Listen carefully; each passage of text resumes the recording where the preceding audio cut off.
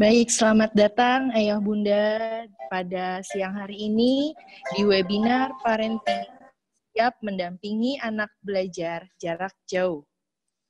Demi kelancaran koneksi dalam sesi diskusi hari ini, mohon Ayah Bunda bersedia menonaktifkan kamera dan mute mikrofonnya mulai sekarang dan selama berjalannya sesi.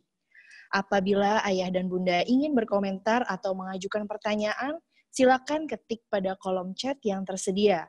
Pertanyaan dapat dilakukan sejak sesi pembicara berlangsung dengan menggunakan hashtag Tanya ASBCC. Mohon untuk tidak melakukan chat langsung kepada pembicara. Sesi diskusi hari ini bersifat untuk kalangan terbatas. Kami akan rekam sesi ini untuk menjadi bahan diskusi pada sesi di kemudian hari.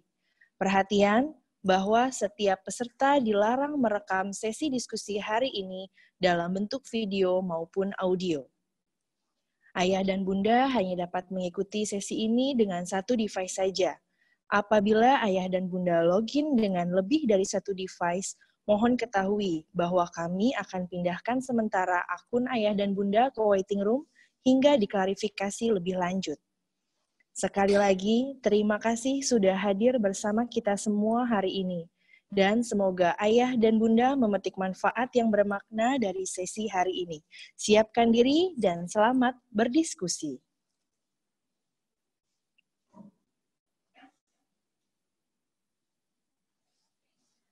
Assalamualaikum warahmatullahi wabarakatuh. Selamat siang Ayah Bunda.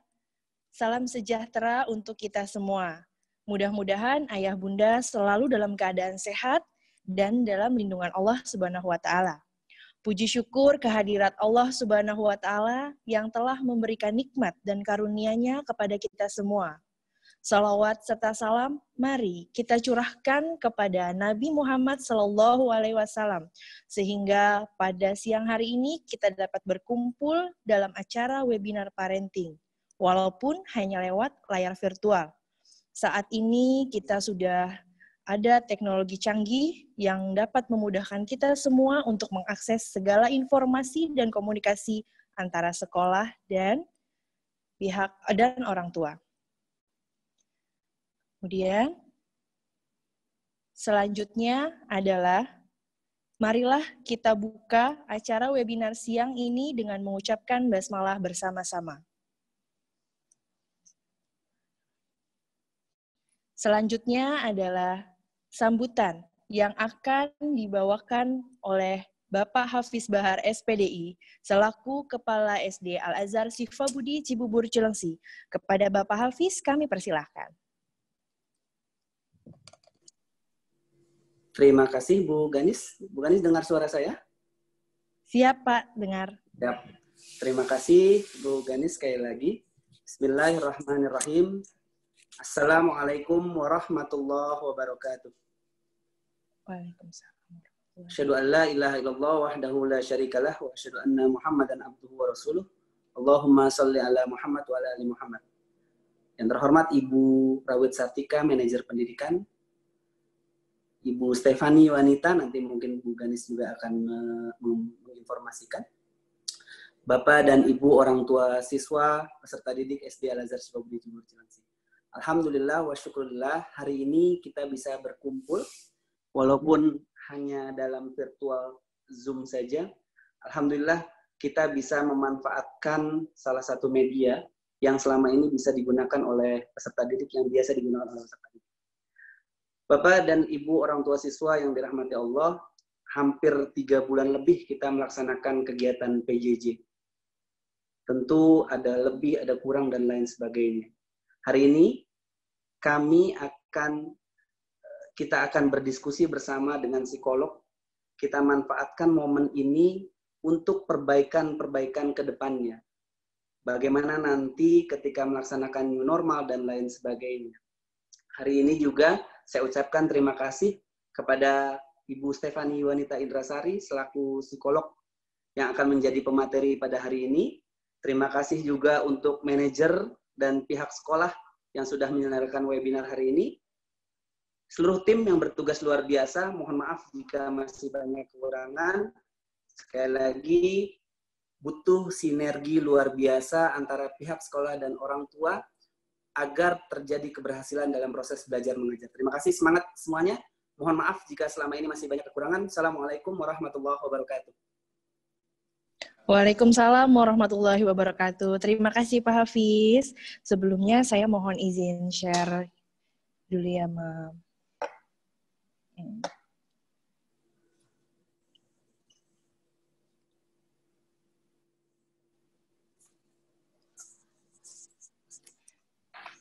Saya akan membacakan agenda hari ini. Yang pertama adalah mendampingi anak belajar di rumah, kemudian dilanjut dengan praktik KBM jarak jauh, dan sesi yang terakhir adalah tanya jawab.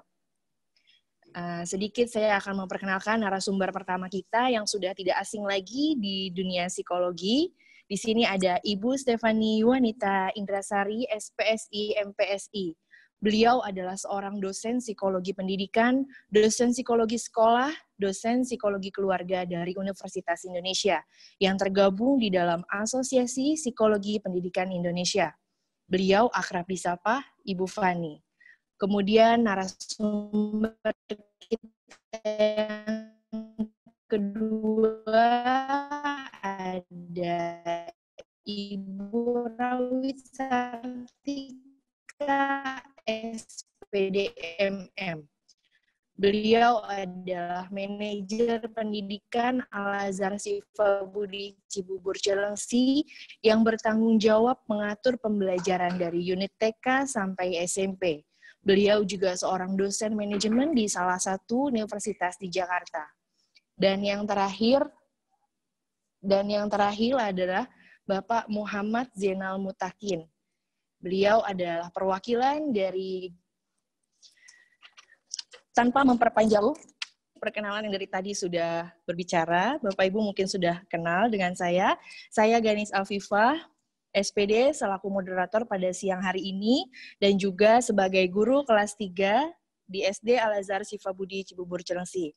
Baik, untuk tanpa kita memperpanjang waktu, saya akan mempersilahkan kepada narasumber yang pertama, yaitu Ibu Stefani Wanita. Kami persilahkan Ibu.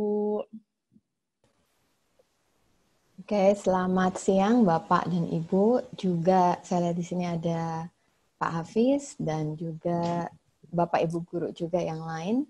Hari ini saya berkesempatan untuk berbagi terkait dengan bagaimana terlibat di dalam pembelajaran anak. Ya, sebentar.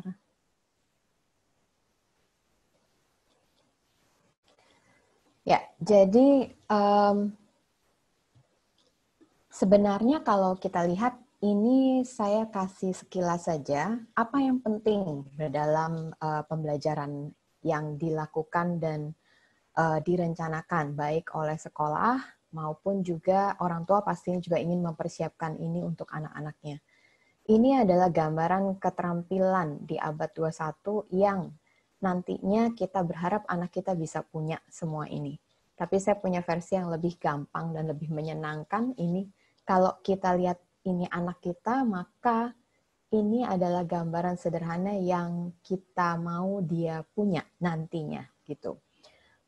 Kalau sekarang anak-anak masih pada level sekolah dasar, berarti kita masih punya waktu yang cukup banyak untuk bisa mempersiapkan anak-anak kita sehingga nantinya memiliki beragam keterampilan ini. Memang topik hari ini bukan membahas tentang keterampilan abad 21, tetapi ini hanya gambaran sekilas saja untuk Bapak dan Ibu. Nah, untuk hari ini memang saya lebih fokus kepada bagaimana, kenapa orang tua perlu terlibat, kemudian bagaimana dengan kondisi saat ini yang memang kita sudah 3 bulan ya kurang lebih menjalani belajar di rumah, dan kita juga akan memasuki masa normal baru yang nanti juga masih kita bentuknya masih perencanaan semua bagaimananya karena kita masih belum tahu gitu. Dan yang ketiga tentu saya akan bagikan tips dan triknya bagaimana sebaiknya yang dilakukan oleh orang tua. Nah, mengapa orang tua perlu terlibat? Jadi memang harus kita lihat fakta pentingnya orang tua memang sangat perlu untuk terlibat di dalam pembelajaran anaknya. Bahwa kita berbagi tugas dengan sekolah kita menitipkan anak-anak kita untuk dididik dan diajari oleh Bapak Ibu guru di sekolah, ini adalah suatu berkat yang bisa diperoleh oleh anak-anak Bapak Ibu sehingga bisa mendapat beragam pendidikan yang berasal dari rumah maupun dari sekolah. Nah, tapi ada fakta penting ya tentang kalau anak itu mempunyai orang tua yang terlibat, kira-kira akan bagaimana ya anaknya? Nah, dari beragam penelitian ternyata memang hasilnya semua sangat positif. Yang pertama tentunya mendorong si anak untuk mau lebih berprestasi, mau untuk menjadi lebih baik gitu. Dia akan cenderung lebih berhasil dalam belajar, dalam perilakunya juga cenderung lebih positif, jadi tidak terlalu banyak terlibat dalam kenakalan. Kemudian kepercayaan diri anak juga makin baik. Dan kita juga perlu ingat bahwa semakin bertambah usia anak, tentunya keterlibatan orang tua juga akan berkurang karena memang kita berharap anak kita sudah memiliki regulasi diri yang lebih baik. Gitu. Nah, lalu bagaimana kondisi saat ini?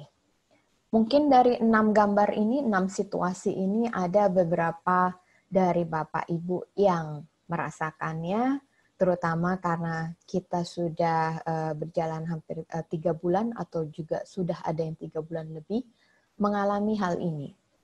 Si orang tua harus bekerja dari rumah, tapi di waktu yang bersamaan juga mempunyai harus mendampingi anak-anaknya yang lagi belajar di rumah gitu. Ada mungkin ya yang cukup menyenangkan situasinya.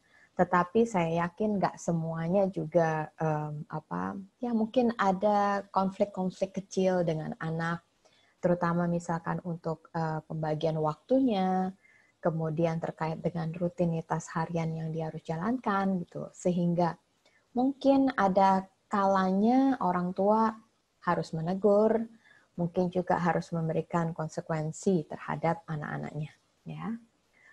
Nah, lalu kita harus bagaimana? Nah, saya langsung masuk ke sini saja. Yang pertama ini kita juga harus menyadari kita harus mengenali anak. Tapi juga jangan lupa kita harus mengenali diri kita juga. Kemudian apa yang harus dikenai? Yang pertama adalah apa yang disukai. Sebagaimana juga apa yang tidak disukai. Dari anak apa, dari orang tua apa. Kalau memang sedemikian berpotensi untuk konflik, mungkin ini yang harus dibicarakan, gitu. Apa yang disukai anak-anak, misalkan, anak-anak cenderung lebih suka bermain, tentunya. Di sisi yang lain, orang tua tidak terlalu suka kalau anaknya terlalu banyak bermain. Nah, sebenarnya saya yakin orang tua bukannya tidak mau anaknya bermain, boleh-boleh saja saya yakin ya, tapi memang porsi waktunya ini yang mungkin harus dibicarakan dengan anak. Nah, ini yang nanti saya akan bicara selanjutnya, gimana sih untuk bisa berusaha membuatnya menjadi seimbang. Ya, kita akan bicara ini. Kemudian dari sisi yang lainnya juga, orang tua mungkin suka kalau anaknya duduk membaca saja, ya, atau cenderung untuk diam. Ya. Sementara anaknya mungkin juga bukan model anak yang bisa duduk diam. Gitu.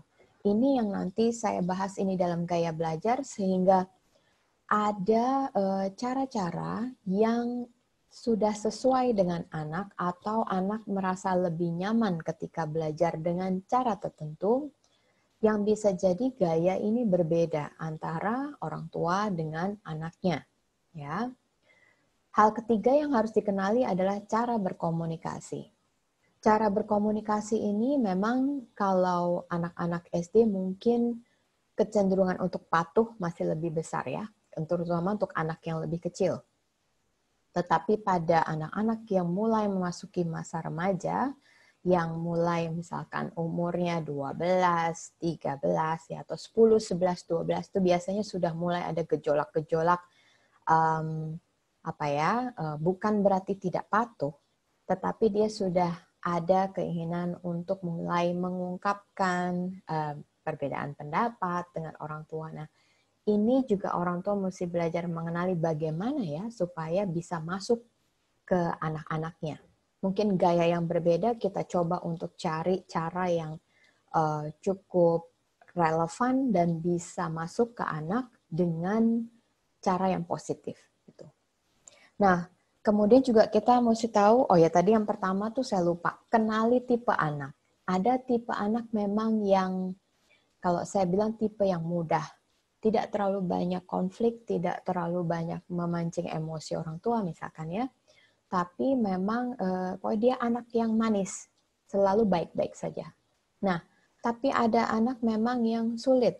Mungkin dia lebih butuh waktu menyesuaikan dengan lingkungan. Sehingga karena dia butuh waktu lebih lama, dikategorikan dia tipe anak yang sulit. Ada lagi tipe yang ketiga, ini kalau secara mudahnya saya bilang tipe yang diesel ya. Jadi awalnya pelan, dia mungkin butuh waktu, tapi ketika dia sudah dapat polanya, dia akan bisa cukup mudah untuk bisa berinteraksi dengan orang lain. Ya, jadi tipe anak ini juga berbeda-beda. Dalam satu keluarga mungkin ada beberapa anak dan bisa jadi pada beberapa anak ini juga gaya orang tua untuk bisa komunikasi, untuk bisa menangani anak-anak ini tentunya juga berbeda. Ya. Nah, untuk gaya belajar nih ada 4. Yang pertama adalah visual, di mana memang anak akan cenderung lebih nyaman belajarnya ketika dia dibantu oleh matanya dengan melihat. Ya. Yang kedua adalah tipe auditory, di mana dia lebih nyaman ketika menerima materi pelajarannya itu melalui indera pendengaran, sehingga dengan mendengar dia akan lebih cepat mengolah informasi yang harus dipelajarinya. Yang ketiga, kinestetik. Ini adalah anak-anak yang memang dia lebih nyaman belajar ketika dia harus praktik atau ketika dia harus menggunakan gerakan tubuhnya untuk membantunya memahami materi pelajaran. Yang keempat adalah gaya belajar dengan baca tulis. Bisa baca dan tulis atau baca atau tulis ya. Ini adalah mereka yang memang sangat nyaman dengan menggunakan model membaca maupun menulis untuk mempelajari materi belajarnya. Lalu ini saya berikan sedikit tips untuk orang tua yang kebetulan memiliki anak-anak yang memiliki gaya belajar visual, lalu bagaimana membantunya ya? Seringkali sekolah atau materi belajar memang kebanyakan disediakan secara visual. Nah, tetapi ada kalanya memang materi tidak disediakan secara visual sehingga mungkin anak harus mencari atau orang tua harus membantu anak untuk mencari materi yang sifatnya tertulis atau ada ilustrasinya. Sehingga dia bisa mengoptimalkan fungsi penglihatannya untuk bisa membantu dia memahami materi belajarnya. Bisa melalui grafik, ada foto, mungkin ada PowerPoint-nya, atau bisa dengan kalau ada mind map, peta konsep gitu, itu bisa sangat membantu anak-anak dengan gaya belajar yang visual. Untuk yang auditory, karena memang mengutamakan suara atau pendengaran ya, sehingga mencari materi yang bisa didengarkan itu akan sangat membantu anak supaya dia bisa mencerna materi belajarnya dengan lebih optimal. Berarti mungkin kalau misalnya anak Bapak Ibu kebetulan adalah model yang seperti ini, auditory, akan lebih baik misalkan kalau pas lagi belajar, oh dia mungkin boleh merekam suaranya, kemudian dia mendengarkan kembali. Gitu. Tekanan nada yang tercermin dari suara itu juga akan membuat dia mudah untuk mempelajari, misalkan materi mana yang lebih penting, mana yang memang perlu pengulangan dan lain-lain, itu dia akan bisa mengingat, memahaminya dengan lebih baik. Kemudian juga bisa secara diskusi. Kenapa? Karena ketika diskusi, di situ ada mungkin pengulangan, kemudian ada gagasan yang tersampaikan melalui diskusi, kemudian dia bisa saling bertukar pikiran, jadi semuanya terolah melalui fungsi pendengaran. Sehingga jika anak Bapak Ibu adalah yang memiliki tipe auditory, kita intinya membantu lewat hal-hal yang bisa didengarkan.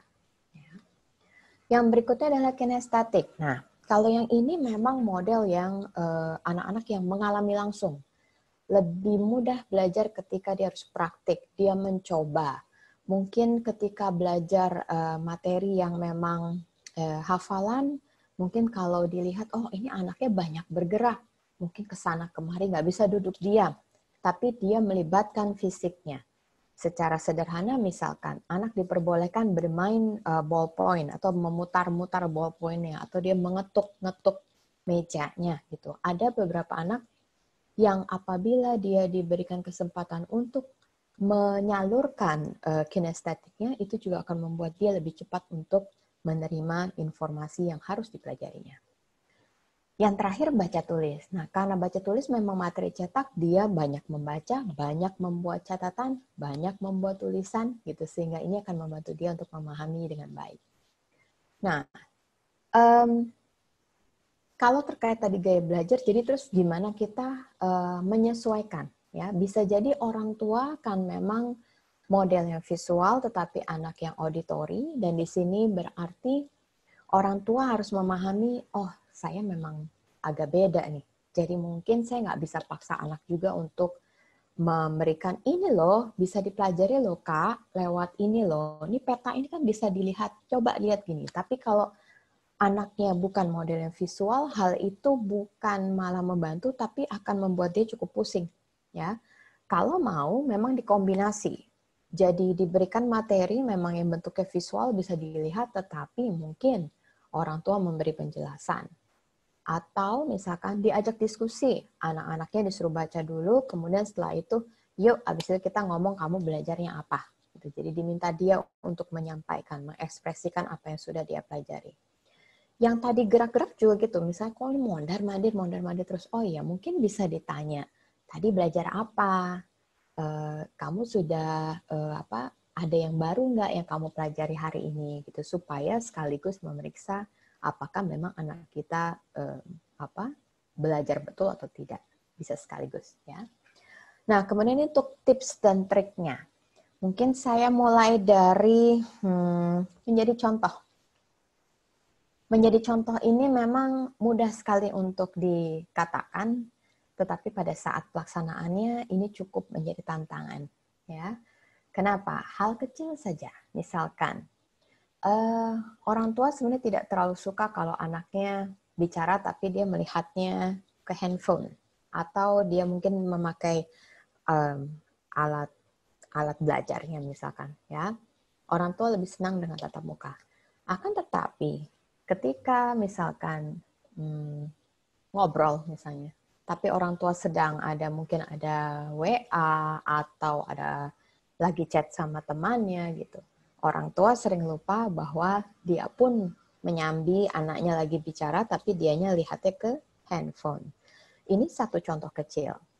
Yang kedua, kalau misalnya kita memang ingin, katakan anak kita suka membaca, mungkin kita harus lihat lagi kita juga, kita sering nggak ya melakukan itu? Apakah kita sering melakukan aktivitas membaca di rumah, gitu, ketika memang sedang bersama anak-anak, atau kita memang ingin ketika anak aktif, ya, mampu berdiskusi, mampu berargumen dengan baik, gitu ya? Apakah memang orang tua memberikan waktu untuk menjadi contoh? Jadi ketika anaknya mengungkapkan sesuatu yang berbeda, misalkan dengan apa yang dimiliki orang tua mengapresiasi jawaban anak dan mengajaknya diskusi kembali, gitu. Ini semua adalah bagian dari menjadi contoh, gitu. Nah, yang berikutnya adalah sadar atau mindful. Ini juga gampang-gampang susah juga ya. Ketika kita berada dengan anak, itu memang kita diharapkan penuh. Kita tuh hadir penuh untuk anak. Hadir penuh untuk anak berarti secara mental dan fisik kita memang ada di situ, gitu ya. Kalau misalnya memang kebetulan Bapak Ibu mungkin sekarang sudah ada yang mulai bekerja dan tidak bisa betul-betul bersama di situ dengan anak secara fisik, ya mungkin paling tidak bisa saja menghubungi lewat video call atau hal-hal yang lain bisa dipakai. Tapi kemudian ketika kita berbicara dengan anak, kita memang fokus berbicara dengan anak. kita tidak ketika anak menyampaikan sesuatu, kita mendengarkan sebenarnya apa yang ingin dia sampaikan. Mungkin ketika dia bicara baik-baik saja ya, tapi sebenarnya yang disampaikan adalah dia cuma mau bilang, aku lagi kangen sama bunda, aku lagi kangen sama ayah misalnya, ya.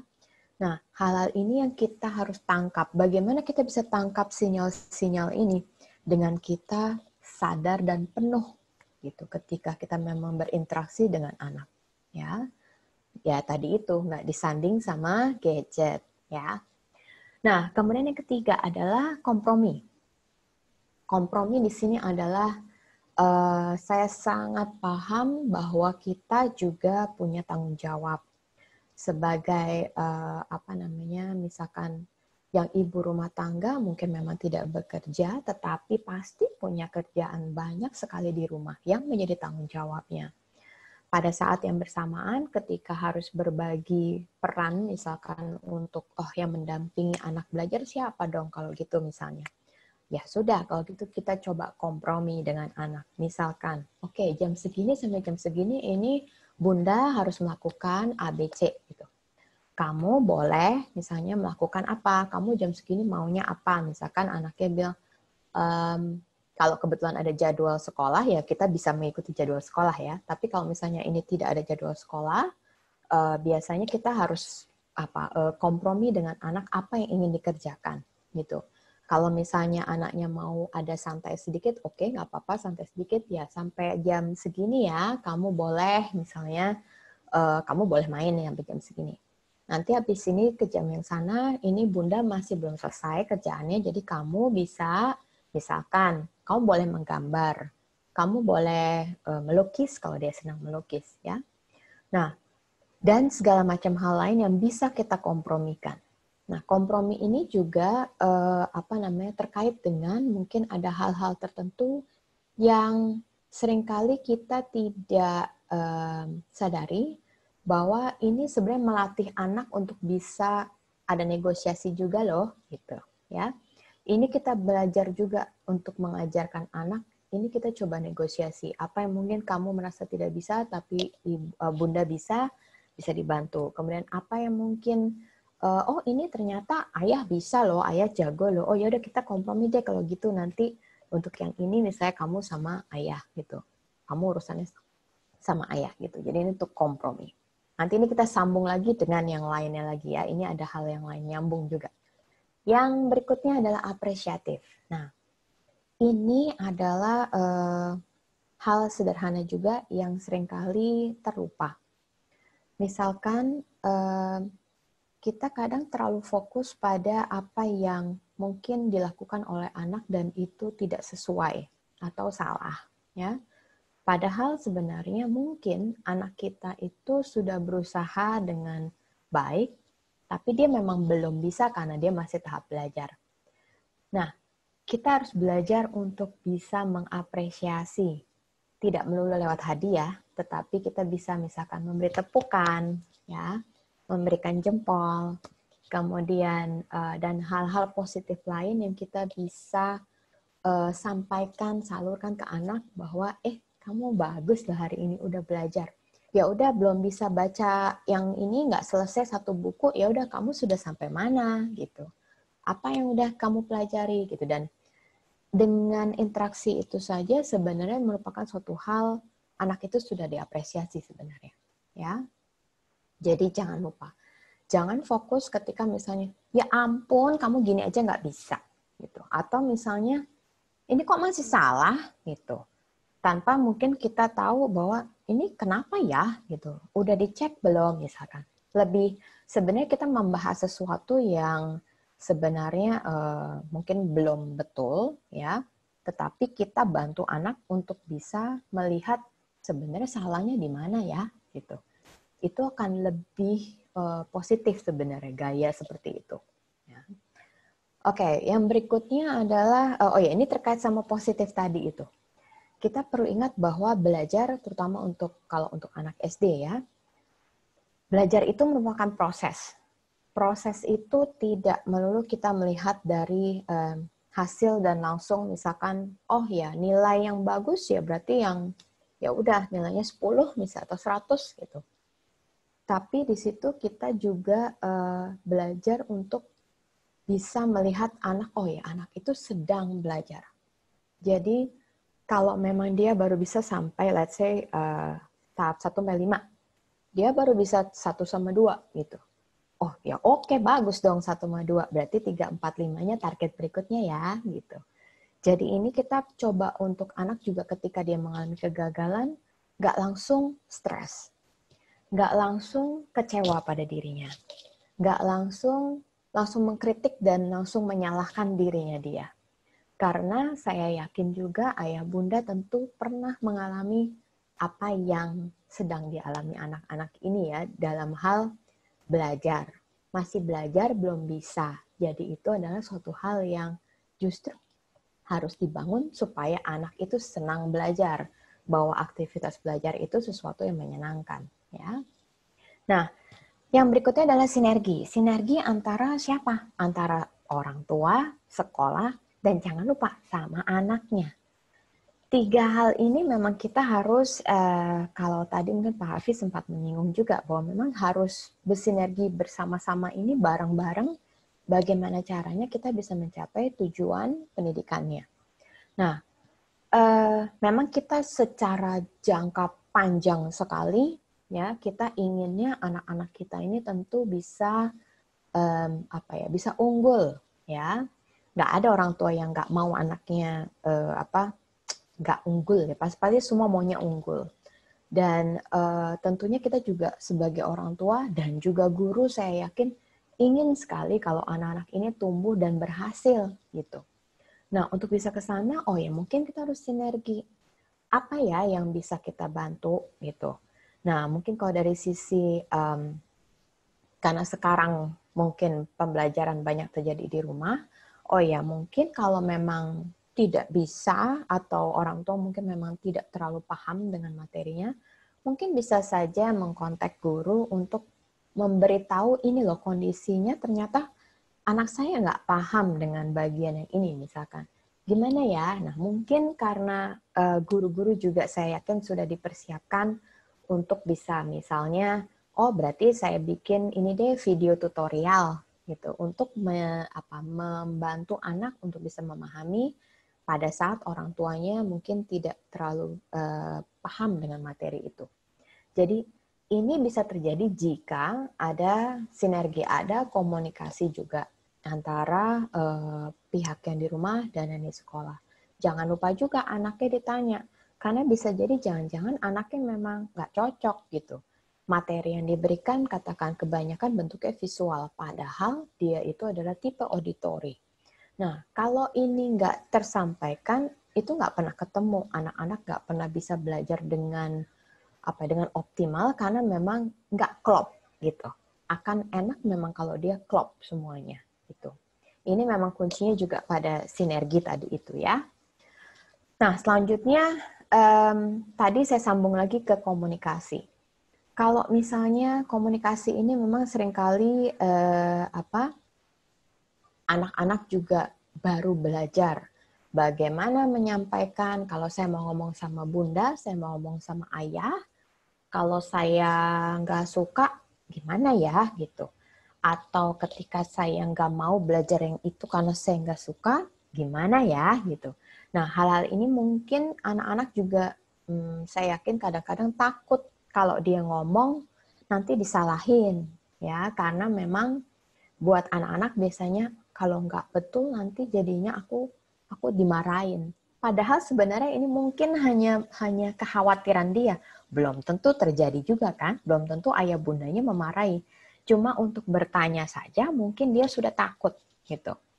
Hal ini yang juga kita coba bantu anak untuk, nggak apa-apa loh dek kalau kamu belum bisa, nggak apa-apa loh kak gitu.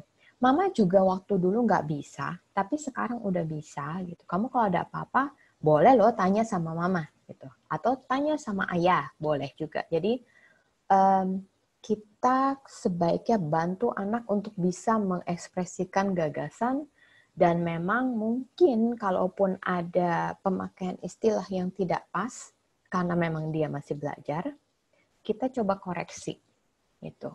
Misalkan tiba-tiba dia menyebut sesuatu kata yang, aduh kok bahasanya kasar banget ya gitu.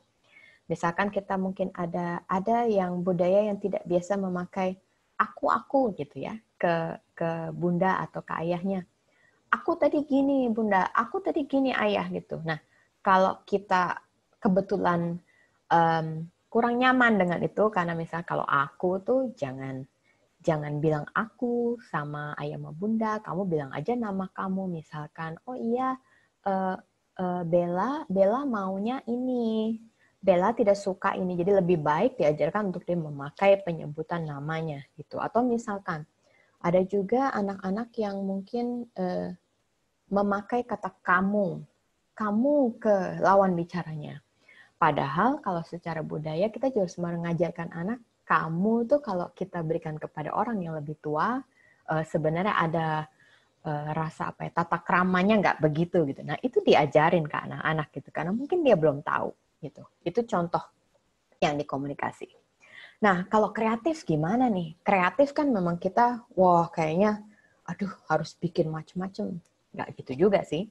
Kreatif di sini maksudnya adalah ketika misalkan mungkin ada rencana belajar yang sudah diberikan dan harus dilakukan, ternyata anak nggak bisa. Nah, mungkin kita juga minta apakah ada alternatif yang bisa dikerjakan untuk bisa memahami materi itu misalkan. Nah, sehingga misalnya apa ya, kalau secara mudahnya, oh ya, anak belajar misalkan dia harus mengukur dengan botol atau botol yang ukuran 300 mili ya misalnya ya. Ternyata dia di rumah nggak ada botol gitu. Tapi bunda atau ayah punya, oh ada tuh gelas air mineral yang sebenarnya sama 300 mili. Boleh nggak ya pakai itu gitu. Nah, jadi opsi untuk menukar alat belajarnya aja itu sudah suatu hal yang kreatif. Oh, bisa. Yang penting kan tujuannya tercapai.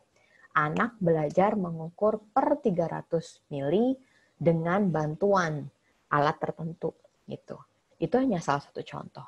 Atau misalnya coba diganti katakan medianya misalnya. Oh, medianya tadinya ngukurnya air. Oh ya udah oke. Sekarang bagaimana kalau yang diukur itu katakan sesuatu yang punya massa yang lebih berat gitu. Nah, itu juga sesuatu hal yang mungkin kalau dari guru misalkan memberikan, oh ngukurnya beras gitu ya. Ngukur beras, tapi ya nanti misalnya, oh jangan beras, misalnya ada lagi apa, kacang hijau gitu misalnya. Atau oh nggak ada kacang hijau, ya udah pakai apa lagi yang lain. Jadi kita bisa belajar untuk kreatif juga. Ya, dan ini anak juga akan belajar dari orang tua secara otomatis. Oke, ternyata ayahku keren loh gitu. Ayahku ternyata bisa loh bantu aku belajar ini, ngomong gitu. Ternyata dari ibu guru saya diminta untuk mengukur beras, ternyata kan di rumah ada pasir misalnya. Terus aku ukur-ukur juga pakai pasir gitu. Dan hal ini membuat dia belajar.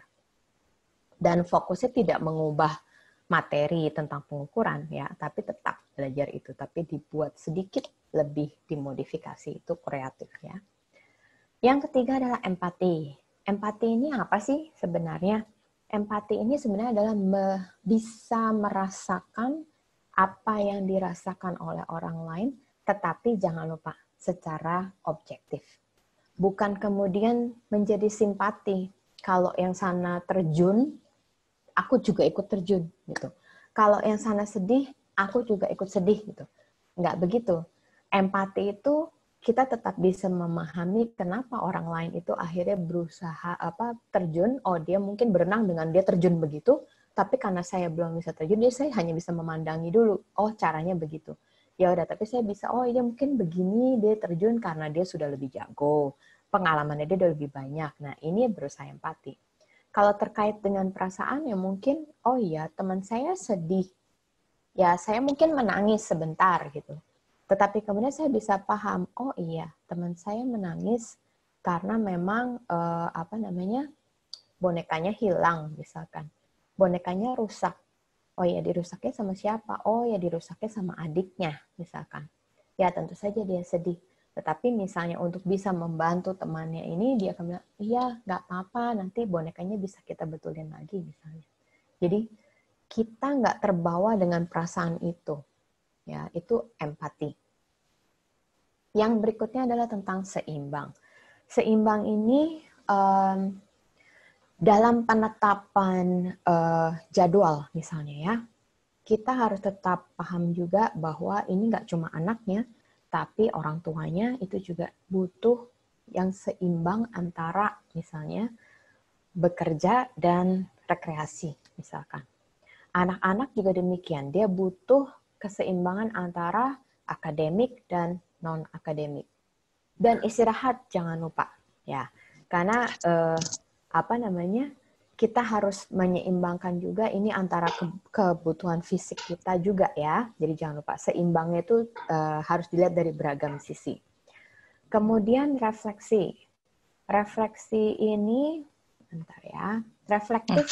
Maaf Bu Fani. Udah ini ya. Waktunya tinggal 2 menit lagi. Oke, saya cepetin. Terima kasih Bu Fani. Yes, thank you.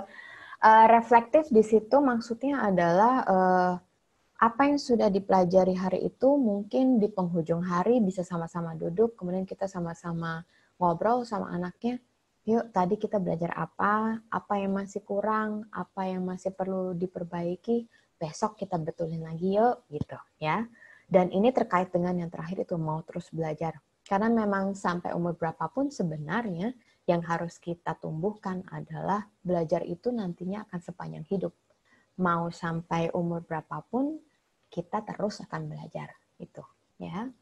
Dan ini penekanannya adalah belajar itu bisa dibuat menyenangkan. Jadi nggak melulu melalui ketika suasananya positif, suasana menyenangkan, tentu kita pun sebagai orang dewasa aja akan lebih mudah untuk belajar, apalagi untuk anak-anak, ya. Dan ini penutupnya, Bu Ganis. Jadi sebenarnya Iya, anak itu Mbak Fani. tidak butuh seruan teoritis, dia juga nggak butuh ruwetnya analitis ya. Yang anak butuhkan hanyalah kepercayaan dan kesepakatan. Ingat, anak-anak Iya, kita benar-benar terus ya. Dorongan semangat juga doa, kita berikan itu dan memang kita akan lihat mereka akan tumbuh dengan baik. Demikian dari saya. Terima kasih Bu Fani atas penjelasannya yang sangat luar biasa. Ya. Ini benar-benar akan, saya yakin ini pasti bermanfaat sekali ya buat ayah bunda nih. Semoga ya. Sedikit saya ulas lagi. Yang pertama, dalam pendampingan anak belajar itu kita memang harus, orang tua sebagai orang tua itu harus terlibat langsung ya dengan mereka. Terus mengerti diri mereka, apa yang mereka sukai, apa yang tidak mereka sukai, dan yang paling penting adalah mengetahui gaya belajar mereka. Betul. Selanjutnya ini ada beberapa pertanyaan, nanti akan kita jawab pada sesi tanya jawab. Boleh. Pertanyaan dari ayah bunda yang sudah masuk ke kami lewat chat dengan tagar tanya SBCC sudah kami catat. Sekarang kita lanjutkan dulu untuk narasumber yang kedua. Boleh, terima silakan. kasih. Sekali lagi terima kasih ya Bu Fani. Iya. Selanjutnya kita akan masuk ke narasumber yang kedua, ayah bunda. Narasumber yang kedua di sini ada Ibu Rawit Sartika SPDMM yang biasa kita sapa dengan Bu Tika. Mari Bu Tika, silakan memberikan materinya.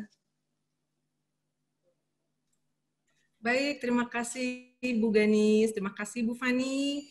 Selamat siang Bapak Ibu semua. Terima kasih sudah hadir di acara webinar ini. Baik, untuk mempersingkat waktu, saya share screen dulu.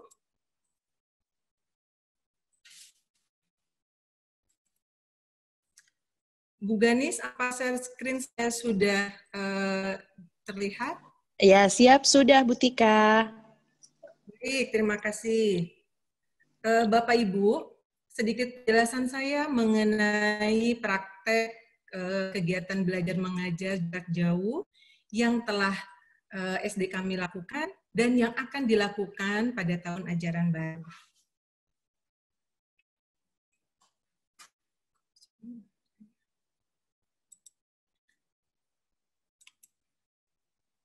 Baik, sekolah kami melihat bahwa adopsi teknologi bisa digunakan untuk inovasi dalam pembelajaran.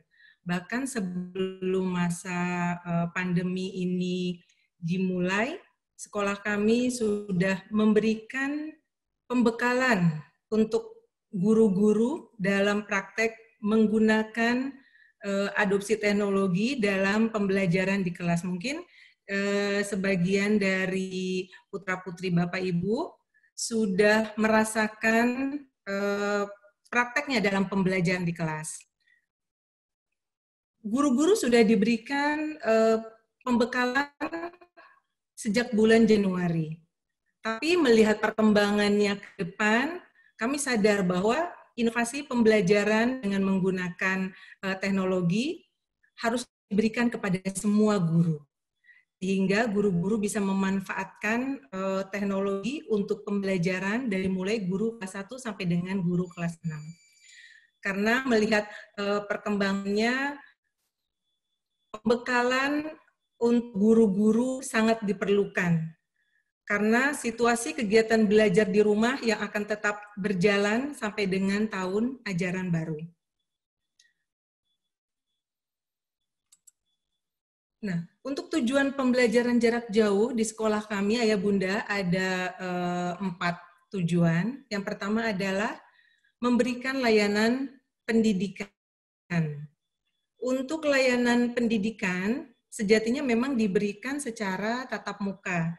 Tapi karena kondisinya sudah tidak memungkinkan untuk diberikan tatap muka, makanya layanan pendidikan ini diberikan secara daring atau online. Tapi tetap tidak mengurangi tujuan dari pembelajaran itu sendiri, yaitu tercapainya beberapa kompetensi yang memang harus dikuasai oleh siswa di jenjang kelas tertentu.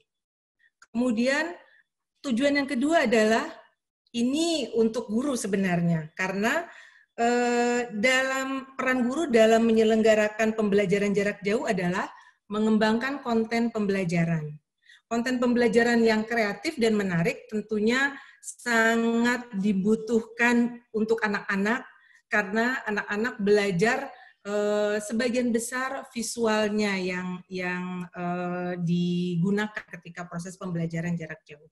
Jadi nanti guru-guru ke depannya, kalau yang kemarin guru-guru mungkin masih belum memanfaatkan teknologi dalam inovasi untuk pembelajaran, ke depannya guru-guru insya Allah akan diberikan pembekalan untuk mengembangkan konten-konten pembelajaran yang jauh lebih menarik, sehingga tujuan pembelajaran dapat tersampaikan dengan baik kepada siswa. Kemudian tujuan pembelajaran yang ketiga adalah belajar mandiri.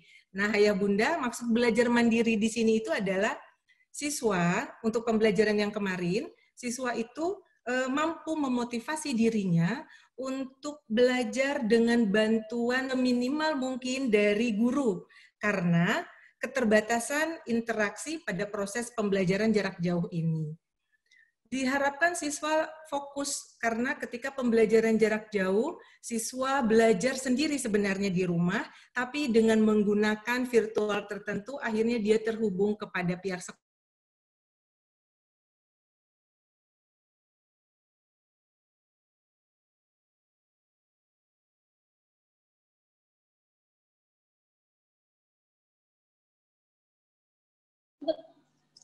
Bu Tika. Aku lagi webinar ya, aku lagi jadi ini. Bu Tika. Ya, Bu Ganis. Iya, suaranya sempat hilang Bu Tika. Bisa dilanjutkan kembali? Baik.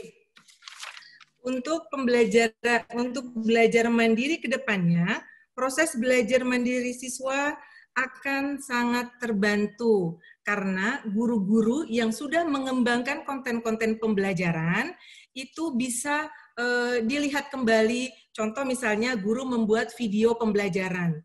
Nah, video pembelajaran ini nanti bisa Ayah Bunda lihat kembali jika Ayah Bunda memang menemukan kesulitan dalam membimbing putra-putri Ayah dan Bunda.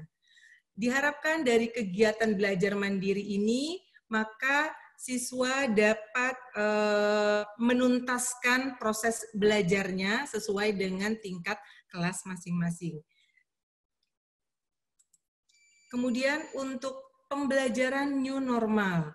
Karena Ayah Bunda, ada masanya nanti anak-anak itu akan kembali belajar di sekolah, bertatap muka dengan guru, bertatap muka dengan teman-temannya, tentunya dengan tetap memprioritaskan protokol kesehatan yang sudah ditentukan oleh pemerintah. Sekolah kami mulai mempersiapkan hal itu. Ketika anak-anak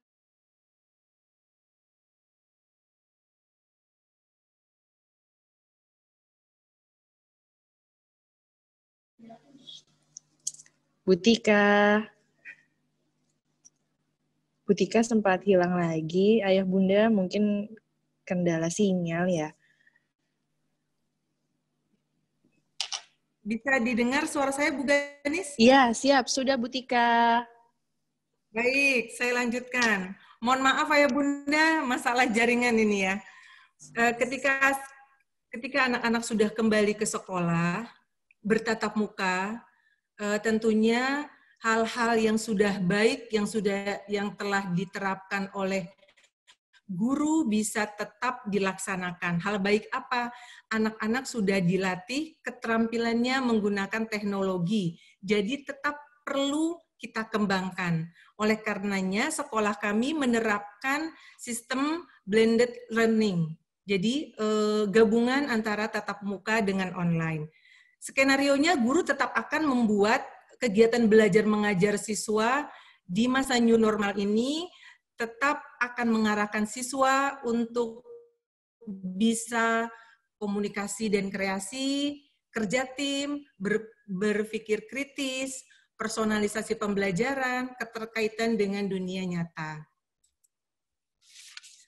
Tentunya selama KBM jarak jauh di beberapa bulan kemarin, itu banyak sekali kekurangan. Oleh karenanya sekolah kami berusaha untuk memperbaikinya di tahun ajaran depan dengan membekali guru-guru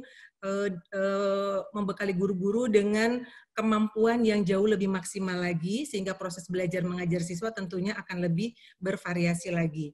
Guru akan membuat materi ajar, kedepannya guru akan membuat materi ajar berupa video topik ajar, kemudian video pembahasan soal, audio topik ajar, e-book atau rangkuman. Yang kesemuanya ini akan dikirimkan kepada putra-putri Bapak Ibu. Nah, bagaimana dengan interaksi belajar di kelasnya? Ini karena prosesnya yang dibahas adalah proses KBM jarak jauh atau masih dengan online dan daring, maka interaksi di kelasnya, guru dan siswa akan menggunakan papan tulis digital, kemudian asesmen online. Asesmen online ini bisa berupa kuis online atau ujian yang berlangsung secara online. Yang instruksinya itu akan diberikan di kelas online, bisa berupa atau instruksinya bisa diberikan di Google Classroom atau di WhatsApp Group. Kemudian untuk video conference tetap akan ada, karena video conference ini penting, sebab pendampingan guru dalam proses diskusi di kelas di sini akan diberikan. Nah, dengan memberikan semua pembelajaran yang tadi sudah saya bicarakan, akan membuat siswa mempunyai potensi yang jauh lebih baik lagi.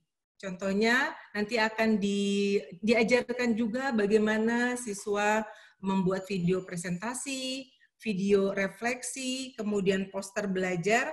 Lagi-lagi ini akan disesuaikan dengan tingkat perkembangan kelas siswa. Jadi tidak akan sama antara kelas 1 sampai dengan kelas 6. Tentunya pasti akan berbeda. Ini adalah proses kegiatan belajar mengajar jarak jauh untuk tahun ajaran baru.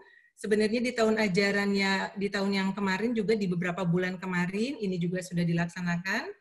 Kelas TAFIS akan ada 1 sesi per hari, ekskul TAFIS ada 2 sesi per minggu, jadwal KBM 2-3 mata pelajaran, kemudian jadwal video conference kami rencanakan atau kami mulai untuk menerapkannya di tahun ajaran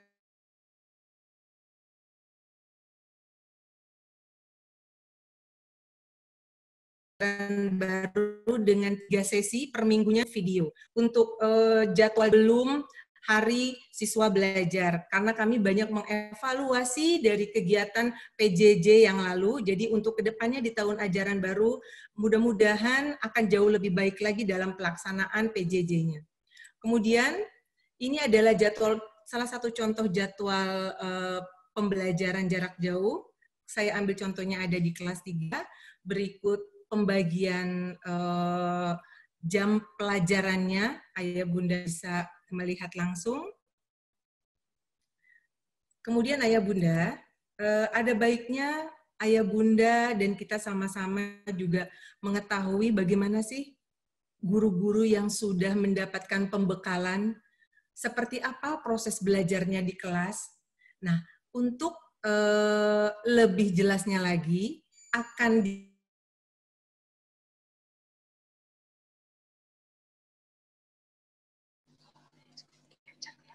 Ya, Bu Tika.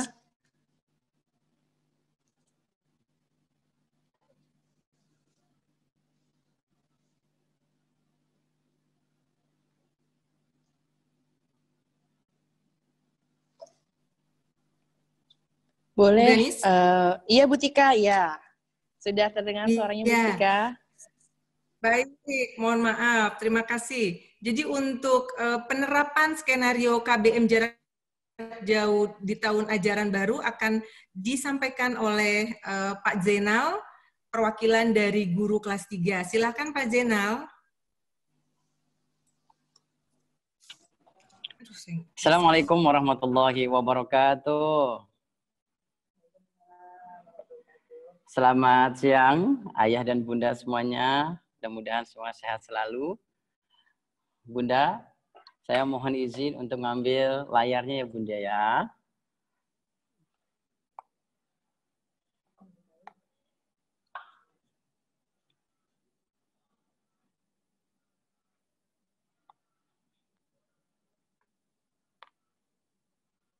Iya. Baik Bunda. Berbicara mengenai skenario KBM jarak jauh. Sebenarnya kita semua, Bapak dan Ibu guru ini sudah sering sekali melaksanakan skenario walaupun tidak jarak jauh. Tapi kebetulan dengan keadaan yang seperti ini, sehingga walaupun dalam keadaan apapun, Bapak dan Ibu guru terus semangat untuk selalu membuat anak-anak didik kita menjadi anak-anak yang pintar dan soleh-solehah. Baik Bunda, di skenario KBM jarak jauh ini saya akan sedikit memaparkan contoh skenario KBM jarak jauh yang sering kami lakukan selama 3 bulan kebelakang ini. Nah, saya akan ambil satu skenario. Di sini kebetulan kita ambil satu skenario yang saya buat, yaitu mengenai tema 7 yang berada di kelas 3, yaitu perkembangan teknologi membuat produk terkait dengan alat teknologi sederhana, Bunda. Nah, dari skenario tersebut, kami juga memikirkan dampaknya. Dampaknya apa? Dampak yang kami harapkan adalah siswa menjadi lebih terampil membuat karya sederhana. Nah, di sini saya akan memberikan ada 4 gambar, Bunda. Ini adalah alur yang kami lakukan selama PJJ bersama anak-anak. Yang pertama yaitu kami menyiapkan video pembelajaran. Sebagaimana yang telah disampaikan oleh Bu Tika tadi, kami para Bapak dan Ibu guru menyiapkan sebuah video pembelajaran dengan berbagai teknik. Bapak dan Ibu guru masing-masing membuat sebuah video. Konten-kontennya pun begitu menarik agar anak-anak tidak bosan dan jenuh melihat video-videonya.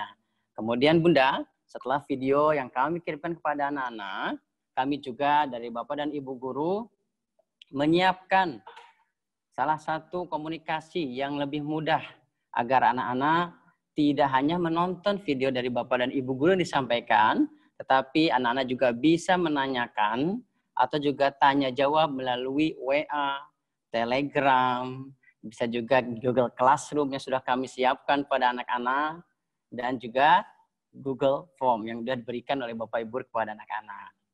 Akan tetapi Bunda, kami tidak berhenti sampai di sini Bunda. Ayah Bunda, kami paham anak-anak itu butuh bertemu, bertatap muka langsung dengan Bapak dan Ibu guru yang menjelaskan sebuah materi. Nah, maka dari itu kami juga menyiapkan di sini ada video conference. Nah, disinilah video conference yang bisa digunakan untuk anak-anak berkomunikasi langsung bersama Bapak dan Ibu guru yang biasa bertemu di kelas. Nah, maka di video conference inilah teman-teman, anak-anak semua bisa berkomunikasi langsung, menanyakan materi-materi yang belum difahami setelah disampaikan melalui video tersebut oleh Bapak dan Ibu guru kami.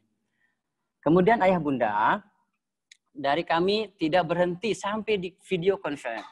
Nah, kami di sini ingin melihat hasil dari kami memberikan video, kemudian juga lewat WhatsApp, Telegram, dan lain sebagainya. Serta di sini juga kita menggunakan aplikasi Zoom untuk membantu kami komunikasi dengan anak-anak. Tapi kami di sini juga menyediakan kepada anak-anak untuk bisa hasil akhir dari pembelajaran. Nah, di sini anak-anak ditunggu oleh Bapak dan Ibu guru untuk penilaian bahwa sampaikah materi yang disampaikan oleh Bapak dan Ibu guru kami kepada anak-anak. Sehingga di sini kami menyiapkan kepada anak tugas-tugas yang harus diselesaikan, baik itu praktik di rumah ataupun juga berbentuk gambar dan lain sebagainya. Ayah Bunda, saya akan sedikit memberikan gambaran video-video yang telah dibuat oleh Bapak dan Ibu guru. Berikut Bunda videonya. Bismillahirrahmanirrahim. Assalamualaikum warahmatullahi wabarakatuh. Kita akan belajar tentang kisah Nabi Ibrahim. Nabi Ibrahim alaihissalam dilahirkan di Babilonia. Beliau mempunyai seorang ayah yang bernama Azar. Azar adalah seorang pembuat patung atau berhala. Berikut adalah video yang disampaikan oleh salah satu guru agama kita adalah Bapak Budi Syihabuddin, yang luar biasa membuat video yang bisa memunculkan kanan dan kiri. Nah, ini akan menarik anak untuk belajar menonton video tidak menjenuhkan gitu Bunda. Nah, selanjutnya video yang kedua Bunda. Kita saksikan sama-sama. Yuk kita lihat yuk. Nih, ini ada contoh teknologi pangan. Kedelai menjadi tempe. Apalagi ya? Oh, nih ada lagi susu. Susu kita buat menjadi yogurt dan video yang kedua kami tampilkan dari salah satu guru tematik kami, yaitu Ibu Rita, yang menjelaskan salah satu tema yang berada di buku tematik anak-anak kelas 3. Yang ketiga Bunda.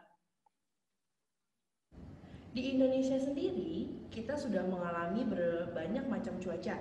Di antaranya ada cuaca panas, hujan, mendung, berawan, dan cerah. Nah, begitu Bunda. Teman-teman atau guru-guru yang berada di Al-Azhar Syifa Budi Cubur Cilengsi ini yang luar biasa telah membuat sebuah video bersikeras dengan sekuat tenaga menggunakan semua aplikasi yang ada Bunda. Ayah Bunda di sini Bapak Ibu guru mencoba dan terus mencoba, tidak pernah putus asa untuk terus bisa menyampaikan pembelajaran-pembelajaran yang agar didapatkan oleh anak-anak didik kita walaupun belajar berada di rumah. Demikian Bunda dari saya. Terima kasih. Assalamualaikum warahmatullahi wabarakatuh.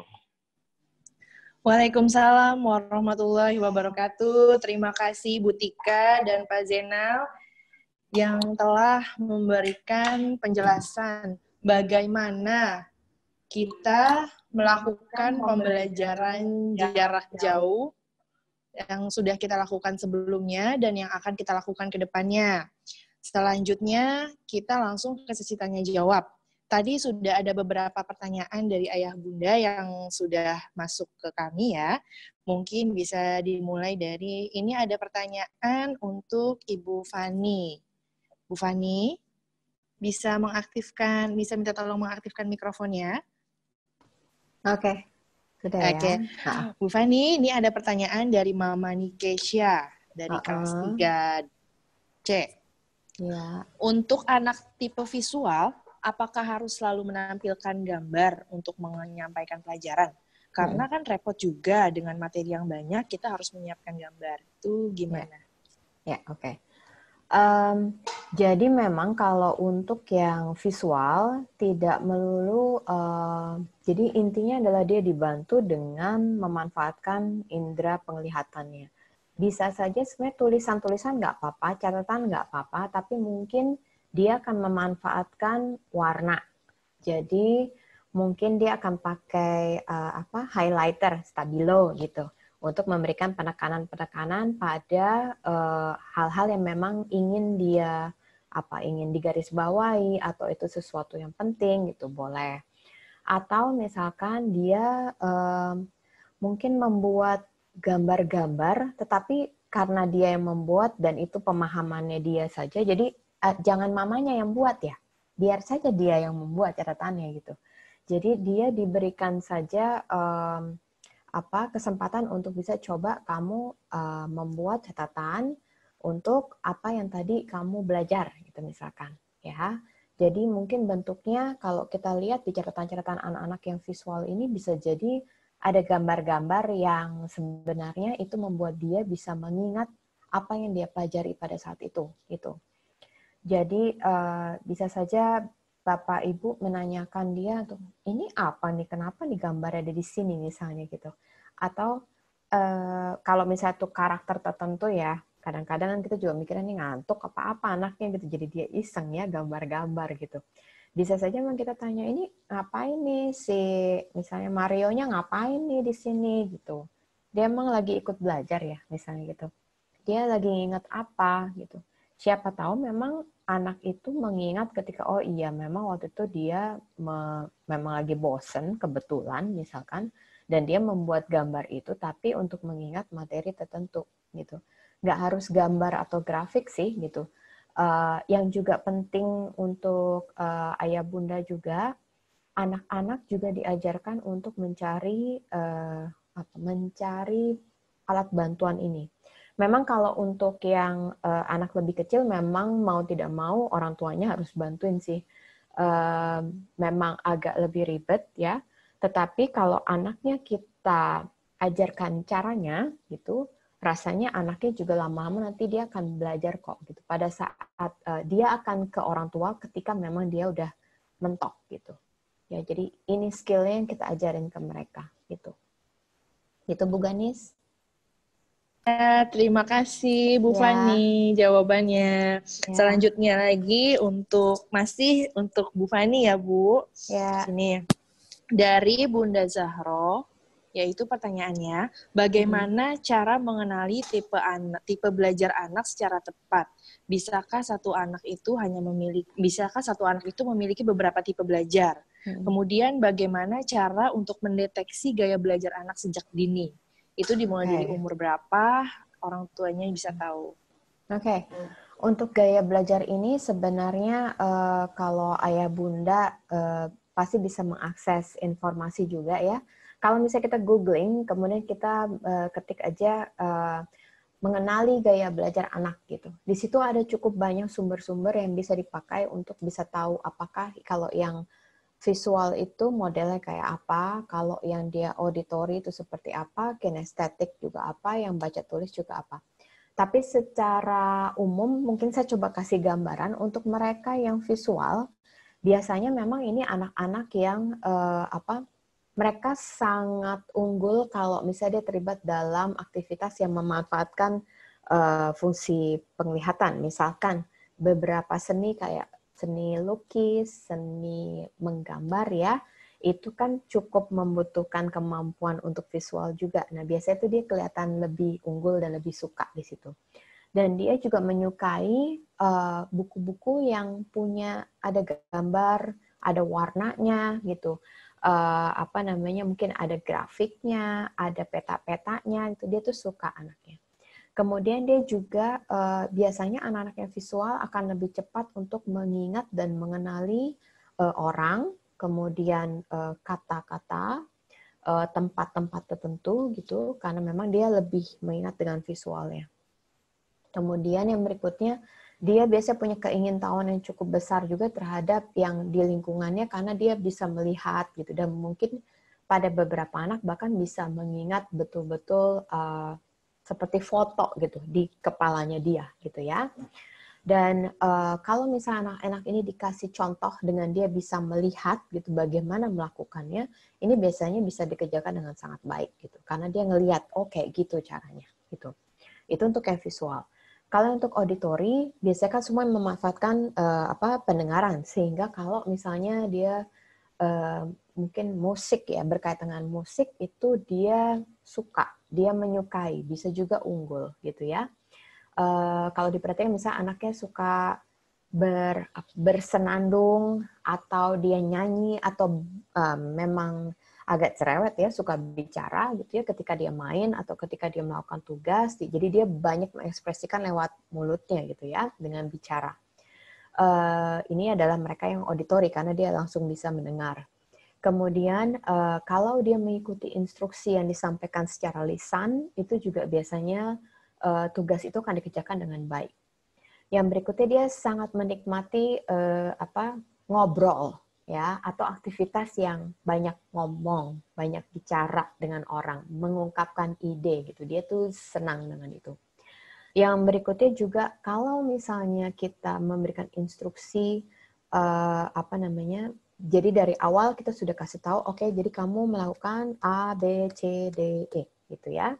Ini kita lihat umurnya juga ya. Kalau misalnya umurnya masih kecil, kelas 1, kelas 2, tentu nggak bisa terlalu panjang. Tapi paling tidak, anak-anak yang tipe auditori adalah mereka yang ketika diberikan instruksi dari awal sudah jelas, nanti berikutnya itu dia akan menjalani dengan baik. Gitu. Yang berikutnya juga, anak-anak ini bisa cukup sering bertanya. Gitu.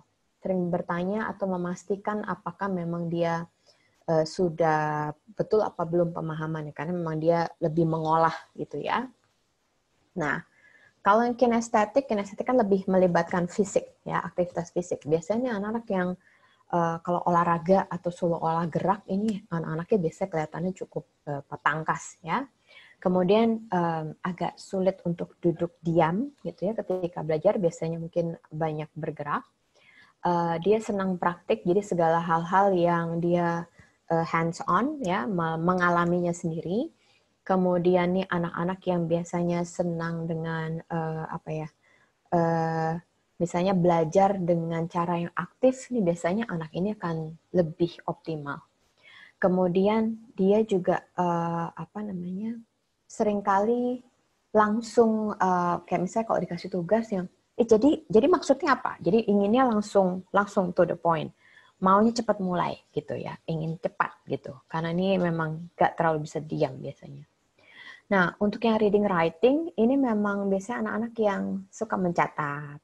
Kemudian ketika mengerjakan sesuatu dia suka membuat membuat tulisan misalnya ya. Ini anak-anak yang juga biasanya suka baca buku, suka menulis cerita gitu. Anak-anak ini juga jago untuk mengingat apa yang dia sudah pernah tulis, apa yang dia sudah baca, itu biasanya cukup bisa mengingat dengan baik. Anak-anak ini juga cukup cenderung misalnya kayak dia lebih suka kalau punya pojok sendiri gitu loh buat dia belajar gitu ya, karena dia memang lebih suka kalau dia sendiri aja gitu, quiet, tenang maunya ya. Dan dia juga suka kalau misalnya diberi instruksi, mungkin dia akan sedikit ngasih tulisan gitu ya, dia nulis apa yang mesti dikerjain supaya memang dia bisa ngikutin sesuai dengan kerjaan yang harus dikerjain sama dia gitu. Jadi itu adalah empat saya bilangnya, dibilang panduan sangat sederhana saja untuk bisa mengenali. Seberapa mudah mengenali, biasanya memang kalau untuk anak yang lebih muda mungkin masih punya preferensinya cukup banyak, tetapi secara general yang tadi itu bisa diikuti ya. Kemudian apakah satu anak bisa memiliki beberapa gaya belajar? Saya nggak bilang begitu, tetapi sebenarnya gini, kita sebenarnya nggak ada yang betul-betul nol gitu. Jadi mungkin kita memang gabungan antara auditori dan visual, bisa saja, tetapi auditorinya lebih dominan. Visualnya ya ada, tapi mungkin nggak terlalu besar kinestetik juga mungkin ada, tapi nggak terlalu besar. Tetapi kita punya dominansi tertentu, sehingga kecenderungan kita mengarah kepada hampir salah satu biasanya gitu. Tapi yang lain-lainnya bukan berarti kita nggak bisa gitu, tetap bisa. Karena memang tadi seperti yang saya jelaskan, kebanyakan memang sekolah memberikan bantuan belajarnya itu memang lewat apa yang bisa dilihat dan didengar. Sebenarnya ada dua, yang umum tuh itu. Cuma kemudian pada pelaksanaannya ini bisa divariasi sesuai dengan memang kebutuhan belajar anaknya sendiri gitu. Demikian Bu Ganis. Ya, terima kasih Bu Fani atas jawabannya. Mudah-mudahan bisa menjawab pertanyaan dari Bunda ya, Bunda Zahra ya. Kemudian satu lagi, boleh Bu Fani? Ya, boleh. Silakan. Satu lagi ada di sini pertanyaan. Anak saya tidak bisa duduk diam lama pada saat belajar atau banyak bergerak, ya kinestetik yang tadi Bu Fani bilang ya. Terus dia malah kecuali pada saat dia gambar. Kalau dia gambar, dia betah 30-45 menit untuk bikin gambar. Gimana cara ngerayu dia agar duduk diam pada saat belajar tapi bukan pada saat menggambar? Oh, aduh. Ini kayaknya sama kayak anak saya, Bu. Oh gitu. Anak saya juga begitu. Benar-benar. Jadi kinestetiknya lebih dominan betul. Ya Bu Fani ya? Betul. Jadi saya tidak memaksakan anak saya untuk duduk diam sih sebenarnya. Jadi memang dia suka sekali gambar ya. Jadi kalau gambar tuh anteng memang. Dia bisa diem gitu. Tapi kalau nggak yang lainnya dia melakukan segala macam. Dia nari, dia ngomong tapi sambil gerak-gerak, sambil apalah gitu. Pokoknya dia bisa ngikutin orang gitu. Tapi ya udah saya biarin aja. Tapi ya itu tadi saya recheck. Kamu belajar apa, Dek? Gitu. Kamu lagi ngapain, Dek? Gitu.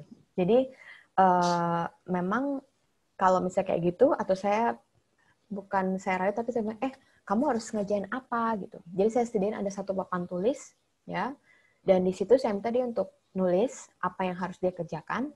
Jadi kan dia bergerak lah gitu ya, bergerak-gerak, udah. Nanti habis itu kalau udah selesai, saya minta dia coba ditandai, dicoret gitu, dicoret gitu. Jadi saya bantu dia untuk dia bisa menyalurkan, nggak bisa diemnya itu. Tapi juga di sisi yang lain, saya juga minta dia tetap belajar, kamu punya tanggung jawab loh itu. Gitu. Kalau belum selesai, berarti kita tinggal lihat di papan itu, mana yang belum selesai, kalau udah oke, mau diapain nih? Gitu. Saya tanya balik sama dia, ini kapan harus diselesaiin? Gitu. Besok, gitu. Oke, besok. Kamu mau nyelesainnya kapan? Yang ini mana? Jadi, saya kembalikan ke dia untuk dia menentukan. Kebetulan anak saya juga kelas 2, sekarang naik kelas 3, gitu. Jadi, saya yakin ini bisa balik ke tadi itu, komitmen sama kita kompromi sama anak. Saya memang terbiasa membiarkan anak-anak saya untuk memilih dia mau menyelesaikan yang mana lebih dulu, tapi yang dia mungkin kan pasti ada preferensi ya, dia ada suka. Yang ini dia suka, yang ini dia susah, merasa susah, apa segala macam. Oke, nggak apa-apa. Kamu mau ngerjainnya yang mana dulu? Nanti yang memang perlu bantuan, baru nanti kita bisa bahas bareng. Jadi, tidak semua tugas itu saya dampingi. Karena saya memang mau supaya dia belajar dari justru karena dia salah, gitu. Jadi, kalau misalnya dia udah selesai, biasanya dia bawa ke saya, nanti saya tinggal cek, gitu. Ya, kalau kebetulan betul ya syukur ya, puji Tuhan, gitu. Tapi kalau pas ada yang salah, saya minta dia, coba cek lagi deh, yang ini udah lihat belum, gitu. Nanti kalau misalnya dia udah, biasanya nanti anaknya coba gitu, lihat lagi, lihat. Aduh, ini lupa, ketinggalan misalnya gitu. Ini ada misalnya berhitung ya, yang biasanya mudah untuk dijadiin contoh. Ternyata yang dititipin itu lupa misalnya. Jadi dia nggak ngitung dititip, tapi dia ngitungnya belakangnya, yang angkanya di situ aja misalkan ya gitu. Nah, nanti saya biarin aja dia untuk coba. Ya terus ini gimana? Mau diapain gitu? Nanti dia akan berusaha untuk coba lagi dan lagi sih sampai akhirnya sebelum saya cek, akhirnya saya suka minta coba periksa lagi gitu. Karena kan memang pembentukan untuk untuk dia bisa memonitor diri dia sendiri apa yang udah dikerjakan. Ini juga kan sebenarnya bagian dari pembelajaran ya gitu. Jadi saya lebih menghargai prosesnya itu sebenarnya. Jadi saya nggak langsung ke ujung akhir salah. Pun misal ujung akhirnya salah, biasanya memang saya sama bapaknya juga kita udah setuju untuk nggak apa-apa anaknya tuh memang nggak dapat nilai 100 gitu. Karena memang kadang-kadang kita kadang suka lupa kenapa anak-anak sekarang itu mudah stres, nggak terlalu bisa handle tekanan dengan baik gitu. Karena mungkin dia melihatnya dari sisi bahwa semua harus sempurna gitu. Padahal kenyataannya kan nggak begitu ya, nggak semuanya terjadi secara sempurna. Mungkin salah sedikit ya, oke lah gitu. Tapi bagaimana dia mencapai ke situnya, kita tetap berikan target sama dia, kamu maunya apa hari ini, apa yang mesti dikerjakan, gimana kamu ngejainnya. Jadi kita coba ajak dia bicara gitu. Saya yakin bisa sih pelan-pelan gitu ya, gitu Bu Ganis. Gitu, terima kasih, benar. Saya sangat setuju dengan tadi Bu Fani bilang ya, kita harus fokus pada proses. Kita tidak boleh melihat hasil akhirnya saja, gitu kan. Kalaupun misalnya hasil akhirnya baik atau buruk, itu kan tergantung proses. Benar ya Bu Fani? Betul. Jadi paling penting dalam proses dalam pembelajaran itu adalah prosesnya. Ya, betul. Oke, sip. Terima kasih Bu Fani. Ya, Selanjutnya di sini ada pertanyaan untuk Bu Tika. Ya, Bu Tika, di sini ada pertanyaan dari Bunda Tias, yaitu bagaimana mempersiapkan anak yang akan masuk SD tahun ini dengan metode KBM jarak jauh, sedangkan mereka belum terbiasa dengan guru dan teman barunya. Apakah ASBCC siap? Baik, Bu Tika. Baik, terima kasih Bu Ganis. Saya akan coba menjawab untuk persiapan sekolah sendiri. Untuk tahun ajaran baru, menyambut siswa baru, kami sudah mempersiapkan sedemikian rupa, Bapak Ibu, yang sedianya memang biasanya tatap muka, anak datang ke sekolah, ada MOS, masa orientasi siswa, dan ini tidak ada. Nah, yang akan kami lakukan adalah, pertama untuk memberikan informasi yang sifatnya individual dulu. Jadi, wali kelas akan 1 minggu sebelum masa anak-anak masuk sekolah, wali kelas akan menghubungi orang tua terlebih dahulu untuk menjelaskan proses dan tata cara bagaimana sistem PJJ dilaksanakan di sekolah. Setelah itu, ada masa interaktif antara guru dengan siswanya sendiri secara individual. Karena untuk memberikan rasa kepercayaan dulu kepada si wali kelas, karena ini kan wali kelasnya baru, kemudian si wali kelas nanti akan mencoba untuk berinteraksi kepada si siswa agar tumbuh rasa kepercayaan kepada wali kelas. Kemudian setelah masa masuk sekolah, sama seperti yang sudah dijelaskan tadi, tentunya karena ini siswa baru, video conference akan tetap menjadi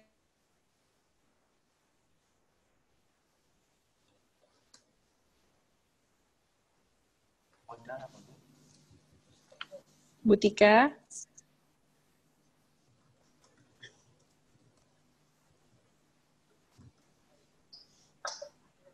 Halo Bu Tika. Bahwa nanti di kelas conference itu tidak hanya dia saja, tapi ada beberapa temannya. Gitu. Jadi memang lebih memperkenalkan bagaimana sistem PJJ-nya dulu untuk dilakukan.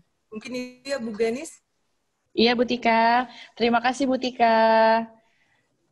Tidak terasa, Ayo Bunda, diskusi kita pada siang hari ini sudah 1,5 jam ya, sudah jam 2:30. Itu tandanya waktu diskusi kita pada siang hari ini hampir habis.